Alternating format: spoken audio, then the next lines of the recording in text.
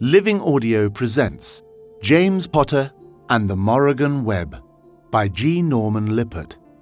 Read for you by Just Sargent.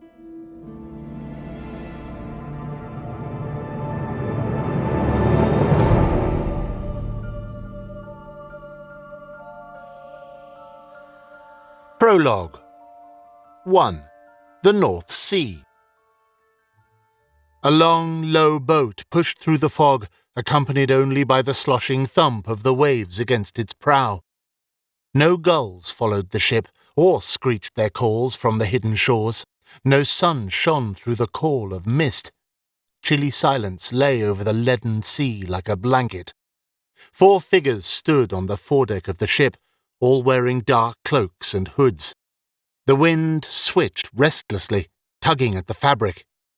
One of the figures, somewhat shorter and slighter than the rest, clapped a hand to his head to hold the hood up. The drab light revealed his face, young and tense, his dark hair matted down by the heavy cowl. "How long does it take to get there?" he asked, keeping his voice unconsciously hushed. "It changes depending on the tide," the man next to him answered. "Just keep your cloak tight about you, James, and remember what I told you back at the pier." The young man, James, nodded, recalling his father's instructions. He didn't understand how it all worked, except that the cloaks were enchanted somehow. They shielded their wearers from the mysterious magic of the ship, which was powerful indeed. It was the only craft able to ply this uncharted region of the North Sea, for it was a ghost ship, cursed to repeat the same route endlessly, empty of occupants unless they wore the magical cloaks. If even one of the cloaks was removed from its wearer, the ship would sink like a stone, washing all of its occupants into the fathomless depths of the sea. James glanced back over the length of the boat. The wheelhouse was a small cabin amidships, elevated slightly against the fog. Its lamps were dark and broken. Inside, the ship's wheel turned ponderously, loosely, operated by no one. The deck creaked ominously as it rolled on the waves. James shuddered and turned back forwards again, anxious for the passage, for the entire trip, to be over as soon as possible. The largest of the robed figures stirred and lifted his bearded chin. "There," he said in a gruff voice. James squinted ahead of the boat. A huge, blocky shape had begun to heave slowly out of the fog. It resolved into the silhouette of an enormous tower, flat-topped and almost entirely featureless. Its base descended into rocky cliffs and caves, plunging down into crashing waves. It was Azkaban, the most secure prison in the entire magical world. James knew the legends of the place. Some proclaimed that the prison's stony foundation was not an island at all, but a magically free, floating mountaintop ripped from the shoulders of the Himalayas. Other legends told that the prison was not in the North Sea at all. They claimed that the sea's mysterious fog hid a portal to an unplottable, abyssal loch, bottomless and lost in time, whose depths were prowled by horrid leviathans from a forgotten age. There was even talk that the beer moths had magical gazes that could hypnotize people into jumping right into their gaping maws. James didn't quite believe the legends about the monstrous sea creatures, but he did avoid staring into the watery depths just to be sure. As the ghost ship neared the prison, a low sound echoed out over the waves, a dull rumble like water in the depths of a stone throat. Beneath this sound, however, was something even worse, a sort of warbling, keening wail rising and falling on the wind. "All is well," the bearded man said, nodding towards a flickering green glow that suffused the fog at the tower's peak. "Relatively speaking." "I know what you mean, Titus," James's father agreed. Harry Potter lifted his face to the tower, letting the pale green light shine dimly on his face. His distinctive scar was barely visible beneath the sheaf of his still unruly hair. "I'm always secretly surprised to see the brazier's green flames. I've never seen the beacon torch glow red for danger, but I can imagine it all too well every time I take this boat trip. This place may be necessary, but it certainly isn't pleasant." "What is that horrible noise?" the 4th man asked. He had an American accent, and it had become even more noticeable as his nervousness increased. James glanced up at him and saw the man's narrow prow of a nose flared in distaste. He held a wide-brimmed black hat under one arm and had a long black broom clutched beneath the other.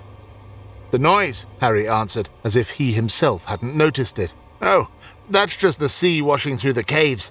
When the tide comes out, it creates quite a thunder. I hope it doesn't bother you too much, Mr. Quisling." The American narrowed his eyes and pressed his lips together. He didn't answer Harry's question, but neither did he ask any more of his own. James was glad. He knew that the noises were not entirely due to the water in the caves. This was Azkaban, after all. Beneath the rumble and crash of the waves was the faint, collective shriek of the Dementor pit, buried deep inside the prison's rocky base. The Dementors were creatures of shadow, parasites that fed on human misery. They had once been the jailers of Azkaban, but had been deemed untrustworthy when they had sided with the Dark Lord Voldemort during his final days. As a result, they had long ago been cast into the lightless depths of Azkaban's deepest pit, imprisoned forever and raving mad with hunger. Their keening, tortured wails sent a chill down James's spine. "I don't understand why we couldn't just apparate directly to the prison," Quisling said a little too loudly. "This seems ridiculously inefficient. As you may imagine, this is not at all how we do things in the States." "We cannot apparate to the prison," Titus Hardcastle answered with stony patience, "for the same reason that its prisoners cannot apparate out of it. What you call inefficient, Mr. Quisling, we call secure." "It's the fog, sir," Harry added. "It is not a naturally occurring phenomenon, as you can imagine. It is of ancient magical origin, infused with all manner of hexes and jinxes. Any normal ship that attempted to navigate through it would find its compass useless and its rudder guiding itself. Any witch or wizard who attempted to disapparate through the fog would find themselves reappearing right back where they started, or worse, in the depths of the lake itself. These may seem antiquated measures by your standards, Mr. Quisling, but they work very well. Escape from Azkaban is virtually unheard of." "But not impossible," Quisling added, raising an eyebrow. "By contrast, there are magical prisons in America that have never been broken out of at all. And this without bottomless abyssal locks, ghost ships, and cursed fogs." Hardcastle squared his shoulders meaningfully. "See if you can see the same after 1400 years, he growled. "We're nearly there," Harry said. A pall of cool air emanated from the huge tower as the boat hove towards its base, approaching a yawning black cave. The thunder of the waves became a subdued thrum as the boat entered the calmer waters of the cavern. Lanterns glowed on ancient iron buoys, nodding slightly as the ghost ship passed. After a minute, a stone pier came into view, lit by a single torch. As James peered at it, he saw that the torch was held aloft in the hand of a very thin wizard in heavy black robes. A badge glinted from a belt that crossed his chest, and he seemed to be wearing a sort of metal helmet on his head. "Names," the wizard called out sternly, his voice echoing over the glassy water. "Potter, Harry, and Hardcastle Titus, Auras," Harry called back immediately. "Potter James and Quisling Munro, witness and arbiter." The wizard on the pier did not respond, and James decided this was probably a good sign. The man was as skinny as a skeleton, but the fist that bore the upraised torch looked as large as a pineapple. Apart from a stern, scowling chin, his face was shadowed beneath the helmet. The ghost ship drifted sideways as it approached the pier, docking silently without the aid of rope or anchor. Wordlessly, the 4 occupants began to climb out. Harry introduced the man on the pier. "This is Mr. Blunt, Chief Administrator of Azkaban." "Nice to meet you," James said hesitantly. Quisling stepped past him, pushing back the hood of his cloak and jamming his wide-brimmed hat back onto his head. "Mr. Blunt," he said stiffly, jutting out his hand like a blade. "Greetings from the Wizarding Court of the United States of America." Blunt's eyes lowered to Quisling's outstretched hand, which he ignored. His gaze climbed slowly upwards again, stopping on the broom beneath the man's left arm. "I'm afraid you will need to leave that here and explain its presence, Mr. Quisling," Blunt said with cool courtesy. "All brooms, portkeys, wands, and other magical paraphernalia must be declared at the perimeter. No brooms allowed within the tower proper, sir. I'm sure I need not explain why." Quisling lowered his hand and glanced aside at Harry, his face etched with annoyance. Seeing no help there, he looked back at Blunt and smiled frostily. "Fine, of course. I'm in rather a hurry, Mr. Blunt. Thus I will be returning directly to my embassy once we are finished here. I trust it is safe to fly a broom through your fog, sir." Blunt shrugged noncommittally. "Safe isn't a term I'd use exactly, but yes, it is possible to navigate a broom through the fog. If you will just allow me, sir." Blunt held out his left arm while still holding the torch aloft in his right. Quisling sighed impatiently and handed over his broom. Blunt held the broom at arm's length, studying it critically, and finally nodded to himself. He turned towards the edge of the pier, hefted the broom over his shoulder like a spear, and deftly threw it out over the water. "Hey!" Quisling shouted, waking echoes in the low cavern. James listened for the splash of the broom in the dark water, but no sound came. Blunt smiled tightly to himself. Harry said, "It's all right, Mr. Quisling. Your broom is quite safely stowed until our return." Turning to Blunt, he added, "Mr. Hardcastle and I vouch for our companions. None of us carries any other magic but our wands." Blunt nodded slowly. "This way, then. Keep your wands away at all times, and do watch your step." James walked between his father in front and Titus Hardcastle behind. He could feel the cold darkness of the cavern pressing against him from all sides, and was quite glad when Blunt led the troop through a heavily locked door and into a more brightly lit curving stairway. Lanterns lined the way, glowing on the cracked stone walls. Even here, the lonely drip of water was a constant sound. The stairs were worn smooth and shiny with mist. As they ascended, James asked his father in a quiet voice, "So, is this the only way in here?" Harry glanced back and nodded. "The tower was designed with only one entrance.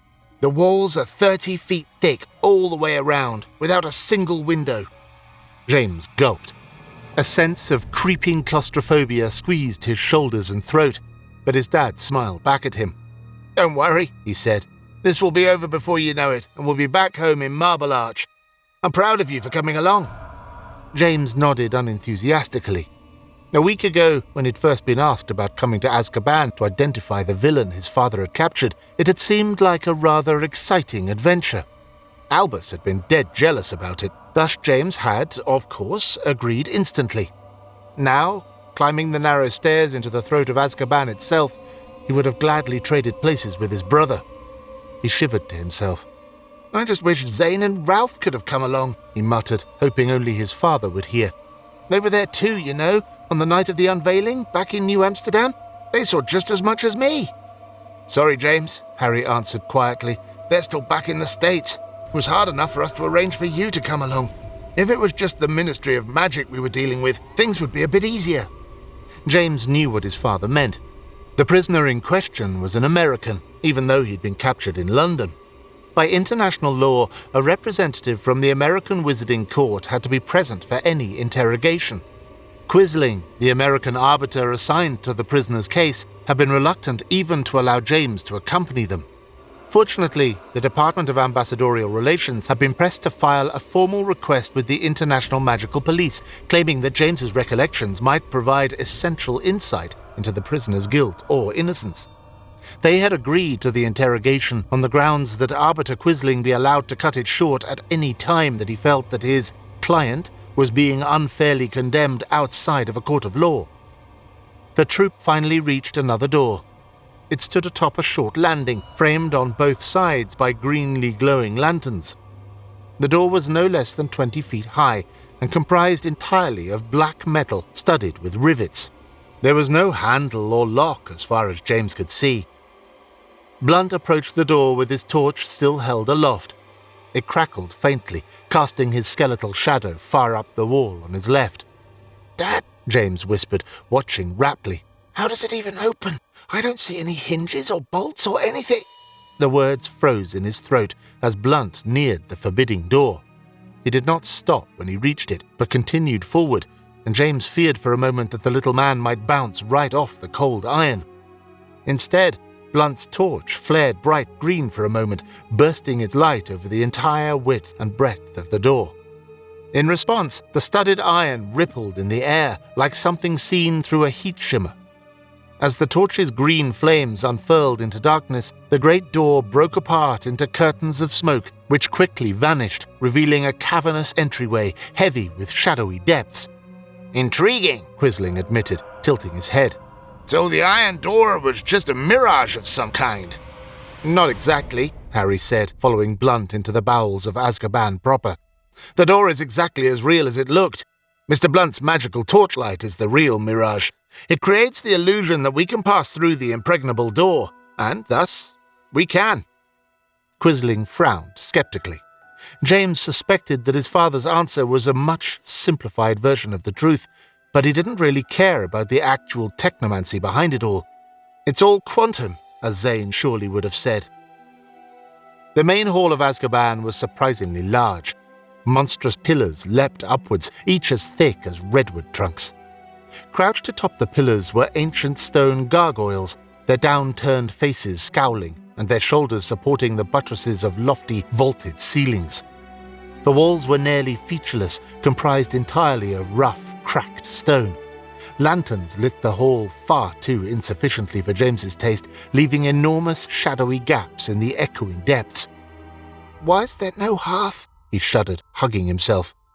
"Because we are wizards," Hardcastle answered quietly.